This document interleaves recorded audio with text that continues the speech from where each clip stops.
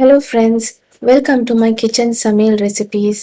இன்னைக்கு ப்ரெஷர் குக்கரில் குழையாம தக்காளி சாதம் எப்படி செய்யலாம் தான் நான் காட்ட போகிறேன். இது ஒரு குயிக்கான ஈஸியான தக்காளி சாதம் ரெசிபி. இந்த பேசிக் இன்க்ரீடியன்ஸை வச்சு தான் நம்ம தக்காளி சாதம் செய்ய போகிறோம். ஸோ முதல்ல நான் ப்ரெஷர் குக்கர் எடுத்திருக்கேன். அதில் நான் 1 டேபிள் ஸ்பூனுக்கு எண்ணெய் விட்டுருக்கேன். 2 டேபிள் ஸ்பூனுக்கு நெய்,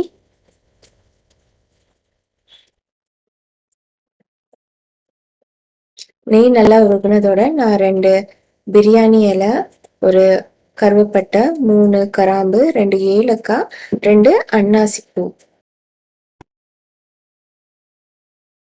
நான் ஒரு வெங்காயம் ஸ்லைஸ் பண்ணி எடுத்திருக்கேன். அதை நம்ம ப்ரெஷர் குக்கரில் போட்டு ஒரு 1 மினிட்டுக்கு நல்லா வதங்கட்டும். நான் 2 டீஸ்பூனுக்கு ஜிஞ்சர் கார்லிக் பேஸ்ட் போட்டிருக்கேன். அந்த பச்சை வாசனை போனதோட நான் 3 மீடியம் சைஸ் தக்காளி எடுத்திருக்கேன். உங்களுக்கு பெரிய சைஸ் தக்காளி, நல்ல சிவப்பு தக்காளி இருந்துச்சுன்னா ரொம்ப நல்லோம். சாதத்தோட கலரும் நல்லாவே இருக்கும், நம்ம ரொம்ப நல்லா பழுத்த தக்காளி போடும்போது. இப்போ நம்ம தக்காளியோட சேர்த்து 1.5 டீஸ்பூன் உப்பு, 1/2 டீஸ்பூன் மஞ்சள், 1 டீஸ்பூன் மிளகாய் தூள் சேர்த்து நம்ம நல்லா வதங்க விடலாம். ஃப்ளேமை மீடியம்லேயே வச்சுக்குவோம். ஹையாக இருந்துச்சுன்னா டக்கு அடி பிடிச்சிடும். தக்காளி நல்லாவே மசியணும். தக்காளி நல்லாவே மசிச்சாச்சு. நான் 2 கப்புக்கு ரைஸ் ஆல்ரெடி கழுவி வச்சிருக்கேன். ஊற வைக்கணும்னு அவசியம் கிடையாது. நான் பொன்னி ரைஸ் தான் ஆட் பண்ணியிருக்கேன். உங்களுக்கு பாஸ்மதி ரைஸ், கீரி சம்பா, சீரக சம்பா கூட நீங்கள் ஆட் பண்ணிக்கலாம். ஸோ நான் 2 கப் ரைஸ் ஆட் பண்ணியிருக்கிறனால நான் தண்ணி வந்து 4 கப் நான் சேர்க்கணும். ஸோ 4 கப் தண்ணி சேர்க்காம நான் அதில் 2 கப் தேங்காய் பாலும் 2 கப் தண்ணியும் நான் ஆட் பண்ணுறேன்.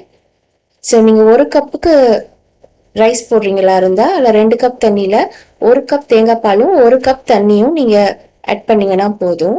நம்ம தேங்காய் பால் ஆட் பண்ணுறது ரைஸ் வந்து நல்லா சாஃப்டாகவும் நல்ல ஒரு டெக்ஸ்டரில் இருக்கும்.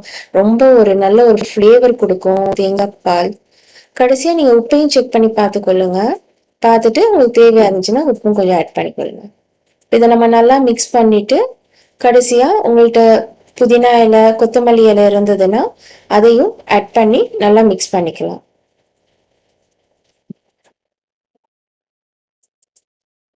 இப்போ நம்ம இதை க்ளோஸ் பண்ணி 2 விசில்ஸ்க்கு விட்டுருவோம். இப்போ 2 விசில் ஆயிட்டு ப்ரெஷர் கம்ப்ளீட்லி கூல் டவுன் ஆனதுக்கு பிறகு நான் இப்போ ஓப்பன் பண்ணி பார்க்குறேன். ரொம்ப நல்ல வாசனையாக, ரொம்ப நல்ல அரோமாவாக இருக்குது. டெக்ஸ்டர் கூட ரொம்ப நல்லா இருக்குது. ட்ரையாகவே இல்லை, அடி பிடிக்கலை. குயிக்காக பண்ணக்கூடிய ஒரு தக்காளி சாதம் ரெசிபி தான். அது ப்ரெஷர் குக்கரில் ரொம்ப குயிக்காகவே பண்ணிடலாம். ஸோ குலையாமல் ப்ரெஷர் குக்கரில் தக்காளி சாதம் எப்படி செய்கிறேன்னு நீங்கள் பார்த்துருப்பீங்க. ஸோ இதை கட்டாயமாக வீட்டில் ட்ரை பண்ணி பாருங்கள். இன்னொரு ரெசிபியில் நான் மீட் பண்ணுறேன். பிடிச்சிருந்துச்சுன்னா லைக் பண்ணுங்கள், கமெண்ட் பண்ணுங்கள் அண்ட் மறக்காமல் சப்ஸ்கிரைப் பண்ணுங்கள்.